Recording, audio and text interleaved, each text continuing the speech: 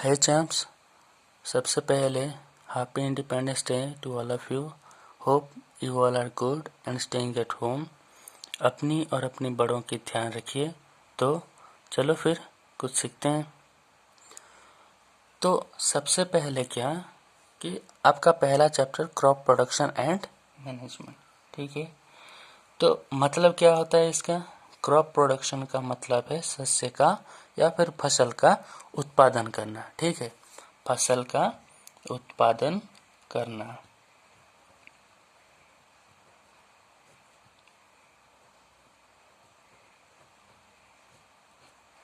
ठीक।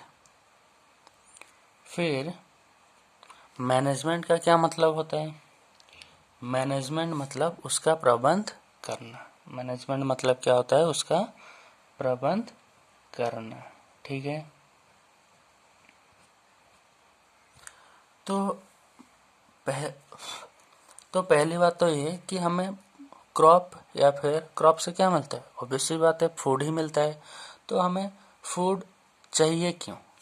Y do we all need food?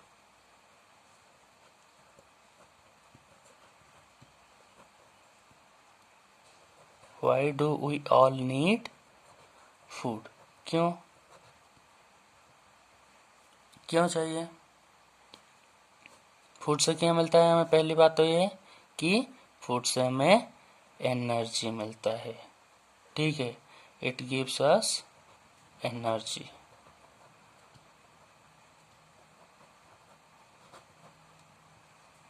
और फिर क्या मिलता है हमें? हाँ, इट कीप्स अस हेल्दी। जब भी हम कुछ हेल्दी खाना खाते हैं तो ये हमें हेल्दी रखता है। इट कीप्स अस हेल्दी, ठीक है। फिर और क्या होता है? जब भी हम कहीं पे गिर जाते हैं या फिर कहीं पे हमें लग जाती है या फिर जो हम ग्रो करते हैं, हम बड़े होते हैं, ये कैसे होते हैं? Because of food. जब भी हम कुछ अच्छा खाना खाते हैं ये और किस में हेल्प करता है? Help us to grow and repair worn out tissue.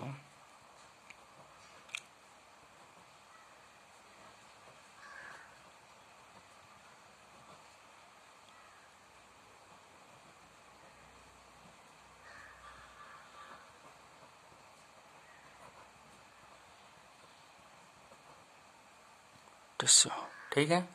फिर अब ये आता है कि अगर हमें ये सब फूड चाहिए होता है तो हमें फूड मिलता कहाँ है? कहाँ से मिलता है हमें फूड?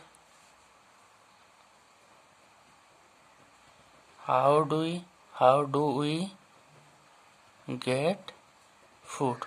हाँ, बोलो, फूड कहाँ से मिलता है हमें? Hunting, sorry. तो हम हंटिंग कैसे करते हैं एनिमल को? तो वो लोग तो कुछ खाते होंगे ना, तभी वो लोग जिंदा रहते होंगे और हम उनको मार के हम भी या हम उनको खा के जिंदा रहते हैं। तो वो लोग क्या खाते हैं? वो लोग कैसे जीते हैं? तो पहली बात तो है कि वो किससे जिंदा होते हैं, क्या खाकर जिंदा होते हैं। कुछ एनिमल होते हैं जो दूसरे एनिमल को खा के जिंदा रहते हैं और कुछ एनिमल होते हैं जो पेड़ पौधे को खाकर जिंदा रहते हैं, ठीक। तो पेड़ पौधे कैसे जिंदा रहते हैं? तो हम सब जानते हैं ये कि पेड़ पौधे कैसे जिंदा रहते हैं? By photosynthesis. बाय फोटोसिंथेसिस, ठीक है। तो पेड़ पौधे जो है उनको अपना खाना खुद बनाना आता है। थ्रू किससे? थ्रू द सनलाइट, ठीक है।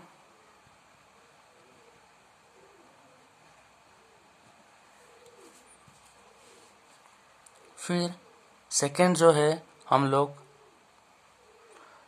देखेंगे कि animal feed on plant and other animal, ठीक है। जो हम लोग होते हैं, एनिमल होते हैं या फिर कोई दूसरे एनिमल होते हैं, वो किससे जिंदा रहते हैं, कुछ पेड़ पौधे को खाकर और कुछ दूसरे एनिमल को खा के। ठीक है, तो ये क्या हो गया, animal feed on plant and other animal. ठीक है, तो पहले हमने देखा है कि हमें खाना क्यों चाहिए। ठीक है, वो पता लगा लिए। फिर इसके बाद देख लिए कि हमें खाना कहाँ कहाँ से मिलता है। जो ये 2 पॉइंट देखे कि हमें खाना कहाँ से मिलता है, ये क्या हो गया, सब नेचुरल हो गया। मतलब हम इसमें से कुछ बिना कुछ किए ही हमें खाना मिल जाता है। लेकिन आजकल की बढ़ती पॉपुलेशन के कारण आपको लगता है कि इतना खाना पर्याप्त होगा या काफ़ी होगा? नहीं ना। तो इसीलिए ही क्रॉप प्रोडक्शन या फिर फसलों की प्रोडक्शन बढ़ती जा रही है। ठीक है, तो पहली बात तो ये है कि क्रॉप क्या होता है। ठीक है, क्रॉप क्या होता है। अब देखे होंगे कहीं पे फसल उगाते वक्त या फिर गांव में कि एक खेत होता है। ठीक है, एक खेत होता है, तो उसमें क्या करते हैं, धान, गेहूँ, मक्का, बाजरा, ये सब खेती करते हैं। ठीक है, खेती करते हैं क्या? हाँ, खेती, सारी फसलों को एक ही खेत में खेती नहीं किया जा सकता।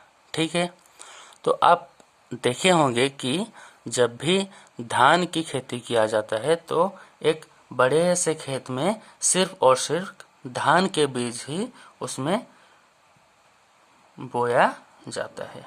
ठीक है, ठीक वैसे ही क्रॉप भी उसे ही कहा जाता है जहाँ पर कि एक बड़े से जगह में सेम काइंड के, मतलब एक ही तरह के बीज को खेती किया जाता है या फिर बोया जाता है। तो क्या होता है डेफिनेशन क्रॉप का? When we cultivate same kind of plant on a large scale at one place, it is called क्या? क्रॉप। Very good. ठीक है, तो हमें तो यह हो गया कि क्रॉप क्या होता है, हमें पता चल गया। फिर ये आता है कि क्या क्रॉप के कुछ टाइप्स भी होते हैं, कुछ वैरायटीज भी होते हैं? हाँ, ज़रूर होते हैं। आप किसी भी चीज़ को ले लीजिए, वैरायटी तो होती ही है ना। आप बुक्स खरीदते होंगे, ड्रेस खरीदते होंगे, तो क्या दुकानदार आपको एक ही टाइप का ड्रेस दिखाता है, एक ही टाइप के बुक्स दिखाता है? नहीं ना। वैसे ही क्रॉप्स के भी कुछ टाइप्स होते हैं। तो एग्रीकल्चरल प्रैक्टिसेस, जब भी हम कुछ खेती बाड़ी करते हैं तो हमें ये पता होना ज़रूरी है कि कौन सी फसल कौन सी सीजन में होता है। ठीक है, हम सारी फसलों को सारी सीजन में तो नहीं उगा सकते हैं ना। ठीक है, तो बेसिकली क्रॉप जो होता है, फसल जो होता है, वो अपनी सीजन के अनुसार बदलता रहता है। ठीक है, तो बेसिकली क्रॉप जो है वो 2 टाइप के होते हैं। क्रॉप जो है वो 2 टाइप के होते हैं। तो पहली बात क्या है, पहले होता है खरीफ क्रॉप। पहले क्या होता है, खरीफ क्रॉप। और फिर उसके बाद क्या आता है, रबी क्रॉप। ठीक है, पहले क्या होता है, खरीफ क्रॉप, उसके बाद रबी क्रॉप। अब हम देखेंगे कि कौन सी क्रॉप कौन सी सीजन में होता है। तो पहले ये हो गया कि खरीफ क्रॉप रेनी सीजन में होता है। खरीफ क्रॉप रेनी सीजन में होता है। अभी चल रहा है ना रेनी सीजन, तो कौन से महीने से कौन से महीने तक चलता है ये? जून से लेकर सितंबर तक, जून से लेकर सितंबर तक। और रबी क्रॉप होता है विंटर सीजन में। इसके बाद आएगा ना winter season, very good, winter season में होता है। और विंटर सीजन कब से शुरू होता है? ऑब्वियस सी बात है, अक्टूबर के महीने से। कब तक चलता है? मार्च के महीने तक। उसके बाद तो आपका समर वेकेशन भी हो जाता है ना। क्यों होता है? क्योंकि बहुत ज़्यादा धूप के कारण। Very good. कुछ एग्जाम्पल देख लेते हैं फिर। अच्छा, खरीफ क्रॉप के एग्जाम्पल क्या क्या होते हैं? पैडी हो गया, मेज हो गया, आपका मक्का हो गया, फिर सोयाबीन हो गया, ग्राउंडनट हो गया, और फिर कटन। ठीक है। फिर क्या है? रबी क्रॉप के कुछ एग्जाम्पल देखते हैं। रबी क्रॉप के एग्जाम्पल हो गया wheat, gram, P, mustard and linseed. तो अब हम देखेंगे कि basic practices of crop production. ठीक है। क्रॉप प्रोडक्शन करने के लिए उसका बेसिक जो है क्या क्या स्टेप्स जरूरी है वो देखेंगे, और कितने स्टेप्स होते हैं वो भी देखेंगे। ठीक है। तो there are 7 steps of agricultural practices are to be followed while growing crop. तो इसका मतलब क्या होता है कि बेसिकली 7 स्टेप्स होते हैं। तो जो स्टेप्स होता है क्रॉप प्रोडक्शन के, तो वो क्या क्या होता है? पहली बात तो बेसिक प्रिपरेशन ऑफ सॉइल। तो पहले मिट्टी की प्रिपरेशन की जाती है, उसकी खुदाई की जाती है, उसको लूज किया जाता है। ठीक है। तो प्रिपरेशन ऑफ सॉइल में क्या हो गया? It लूजन and turn the soil. ठीक है। फिर क्या हो गया सेकंड में? सोइंग। ठीक है। आप प्रिपरेशन कर लिए, खुदाई कर लिए, लूज कर लिए, फिर उसके बाद बीज को बोने की प्रक्रिया शुरू किया जाता है। तो planting of seed of A crop in soil. ठीक है।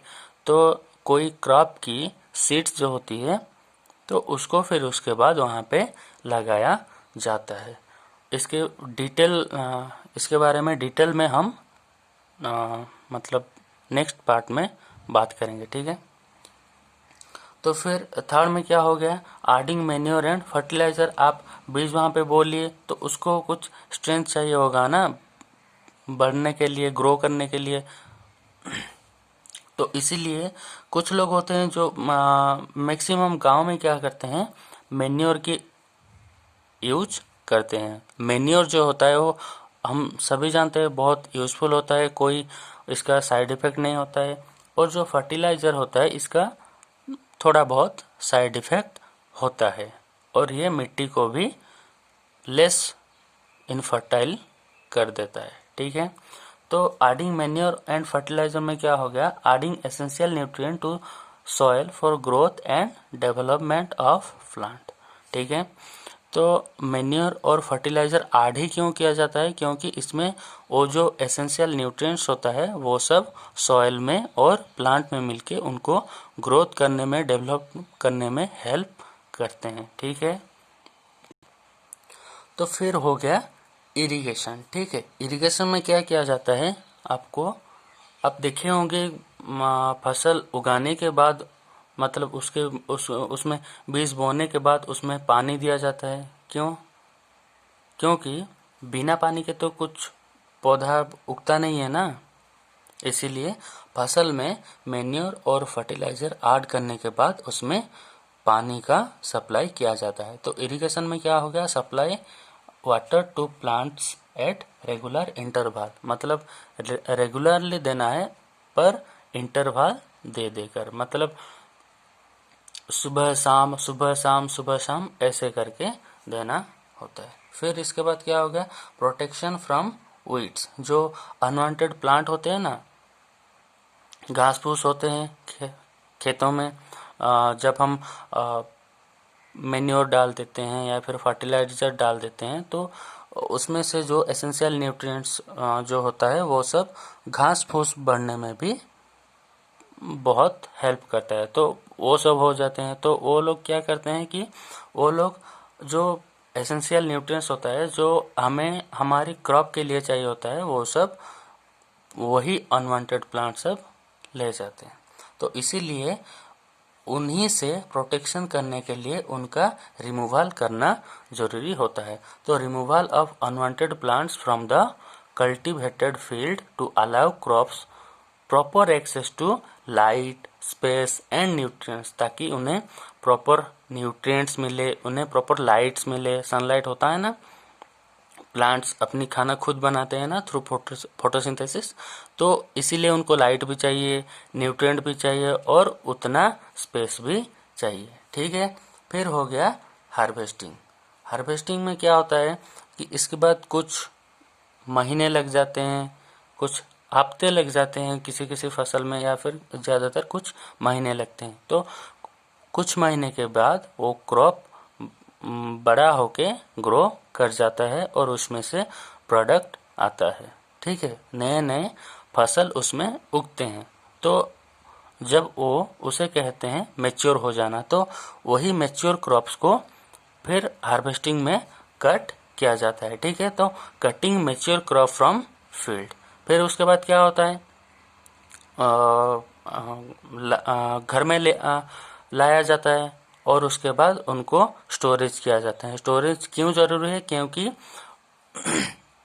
अगर हम उसे सही से रखेंगे नहीं तो उसमें से रेट्स उनको खा लेंगे, फिर कुछ वहाँ पे इंसेक्ट लग जाएंगे, माइक्रो ऑर्गेनिज्म भी लग जाएंगे, या फिर बारिश में भीग के वो ख़राब हो जाएगा। इसीलिए स्टोरेज करना बहुत ज़रूरी है। तो स्टोरेज में क्या होता है कि कीपिंग ग्रेन्स और product safe from rats, insect, micro organism and moisture. ठीक है, तो चलो फिर नेक्स्ट पार्ट में कुछ और पढ़ते हैं। इसी के साथ thank you, have a good day.